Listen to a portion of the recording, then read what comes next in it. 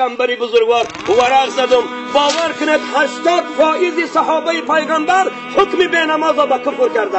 80% پیغمبر اصحابش به نماز کافر اعلان کرده.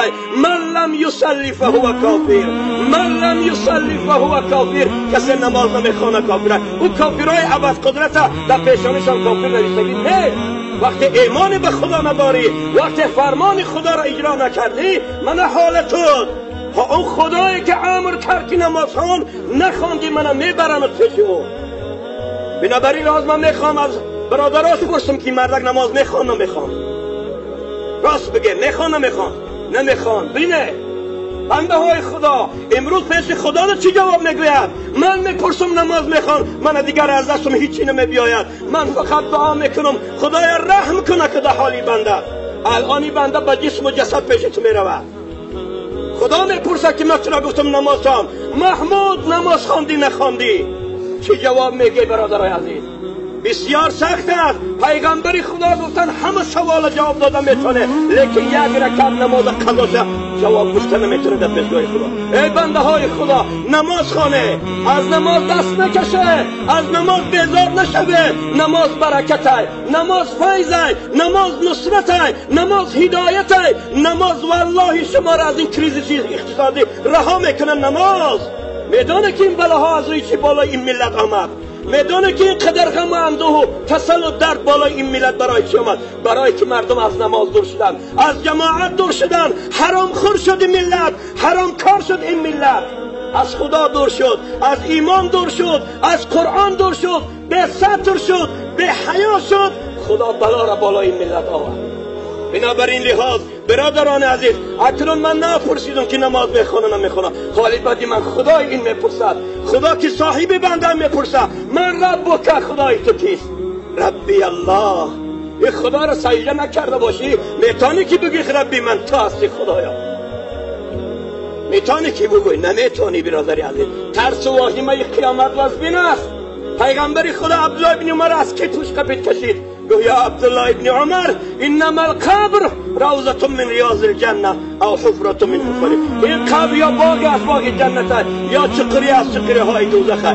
چیکار کنم یا رسول الله این قبرها باغ جنت شود؟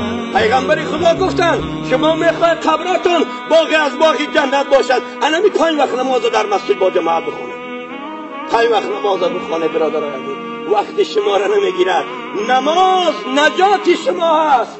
اگر والله این مردک نماز میخوان با تعبیر قرآن قد افلح المؤمنون والذین هم عن صلاتهم خاشعون، با تحقیق نجات یافتن مؤمن ها. و چی؟ به منصب، به کرسی، به ماشین خوب؟ نه والله، به خاطر نماز با خشوع و خضوع نجات یافت. بعد نماز، بعد نجات میابی. و الا بیدان که در پیشگاه خدا ذلیل و خار میموری. ای بنده اگر نماز نمیخوانی، اگر خدا را سجده نمیکنی، خار و ذلیل میموری در پیشگاه خدا. بنابراین لحاظ پیغمبری حقم حق ما با همچون بنده خدا همچون یک مؤمن جنازه کردن است، با امیده که همین مردم گویند که اللهم اغفر لحینا. خدای اگر نمازم که نخوانده باشد، اگر روزه هم نگرفته باشد، اگر چرا اطاعت و فرمان برداری هم نکرده باشد، امید دارم که این بنده را از عذاب کردن خدای تو هیچی نمیگیری. پروردگار درگاهی به نیازی چنان وسیع است، رحمتی تو چنان وسیع است، وسعت رحمتی کل شی، رحمتی تو تمام عالم فرا گرفته. امید دارم که با سبب دعای این مسلمان‌ها و به سبب دعای این جوان‌ها و به سبب این دعای این جوان مردای مسلمان که الان از عبادت تو برآمدن، پروردگارا شاید دعایی که از ما را قبول کنی و به حال همین بندت مهربان شوی، همین بخشی. با همین امید جنازه میکنیم و اللهم اغفر لی حینا و میتنا و شاهدینا و غایبینا و صغیر. دعا میکنیم. اصل جنازه دعاست، دیگر از دست من هیچی نمیبیاد. دعا کنه که خداوند تبارک و تعالی این بنده ای که الان از جانب ما به سوی رب و پروردگار فرستاده می شود، که الان روح این در پیشگاه خداست، الان روحش در محاکمه و محاسبه خداست، در کرسی جنایت نشسته. خدا محاکمه و محاسبش گر ساده است. پروردگار سهل و آسانی را براش نصیب بگردان. خدایا خانه قبش خانه عروسی گردان. خدایا درگاهی تو چنان بے نیاز است و رحمتی تو چنان زیاد است که اگر این بندتم که رحمت کنی از رحمتی تو چیز کم نمیشود. امید دارم که تو رحمت میکنی. خدایا قبش باقی از باقی جنت گردان.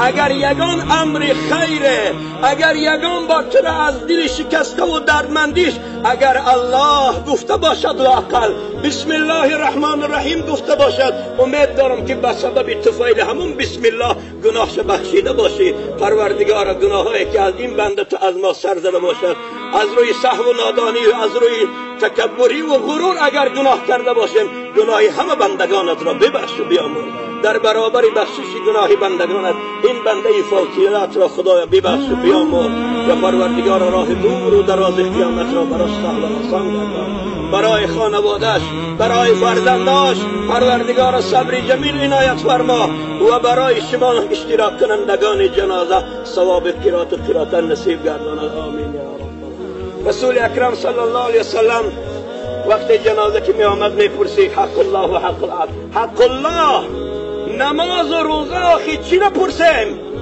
ای مردم من میگم حق الله نماز خوانده نخوانده به چشم بگه نخوانده چیکار کنیم؟ خدا تو شاهد باش آخی این داغ و درخت شاهده، صدای من همه شنیده است. حق الله نماز خوانده نخوانده عاجزیم همه ما، هیچ که شاهدی نمیتید. رسول الله گفتن کسی نماز نخونده جنازش نکنه. چیکار کنیم؟ گپی پیغمبر گیریم در بلا میمانیم، گپی پیغمبر نگیریم خدا ما را وعید کرد شده. چیکار کنیم؟ این ملاها چیکار کنن؟ به نماز گر خفته باشد تو مرا پرسش مکن، دومی صد بهتر بود از شومی هر به نماز. در کتابا میخونه ملاها همت خوانده 4 کتاب میگه به نماز اگر مرد او را جنازه نکنن، به نماز اگر مرد کفنش نکنن، به نماز اگر مرد در گورستان مسلمان رهش ندهند. حکم قرآن، حکم اسلام، ما نمیتونیم این حق پوشونیم. آنچه که خدا گفت رسول گفت همین. لیکن باز من میگم که ما همچون بنده مؤمن جنازش میکنیم. حق الله نماز و روزه و سایر عبادت کرد نکرد خدا غفور و رحیم است، توکلش به خدا میکنیم. اما حق العبد اگر مبادا از یگان کس قرضدار باشن شما به خدا میگیرید. اگر به دلیل حجت بیاین من فرزندا برادرها دست پیش بر به عهده میگیرن، لیکن کسی که از این آدم قرضدار قرضای آدم بیاره بسپاره. برادرها در شما بسیار سهلانگاری میکنه. قرضدارا را میپرسیم نه که کسی از این قرضدار باشد نمیبیاره بلکه مور مگه هم مور رفت دیگر. نه شما که قرضدار باشه قرضشو بیارید در وارثش بسید. کسی را اگر در کوچه و همسایگی و برادری و دوستی آزار و غیبت کرده باشد، ناراحت کرده باشد، مردم تعاونی شدی و بخشیده میاد. خدا بخشنده ها را دوست میدارم. خدایا بازم سفری دور و دراز قیامت براش آسان بگردان، خانه قبش خانه عروسی و خانه عمل خیر بگردان. پروردگار روحش را پروردگار و سبب دعای مسلمانان وارد شدن برای جنت خدای استوار و تیارش بگردان. برادران در نماز تنبلی نکنه. آنهایی که در پشت جنازه صدای من اگر بشنوند در نماز تنبلی نکنه. والله این روز که آمد دیگر پشیمان بشه پشیمانی ندارد. سود بعد از خاک گردیدن نخواب شد. نفس تا می تپد در تن بکن فکر عبادت را. تا زمانی که جان در تنت حرکت داره فکر مردن تکن، فکریم رفتن در درون تابوت و درون خاک تا بکن برنده خدا. همه من و شما میمریم. این نیست که این مرد من و شما باقی ما نمیره. کل من علیها فان، همه میمیرن.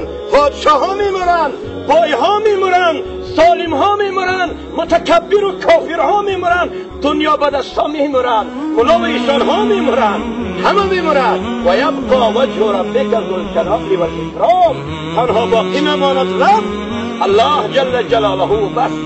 دیگه کلی من شما هممون میمونیم. امروز نوبت این است، فردا نوبت من است، پس فردا نوبت کسی دیگر است. بنابراین برای مرگ آماده شویم. تیار بینه، کمر همت ببنده.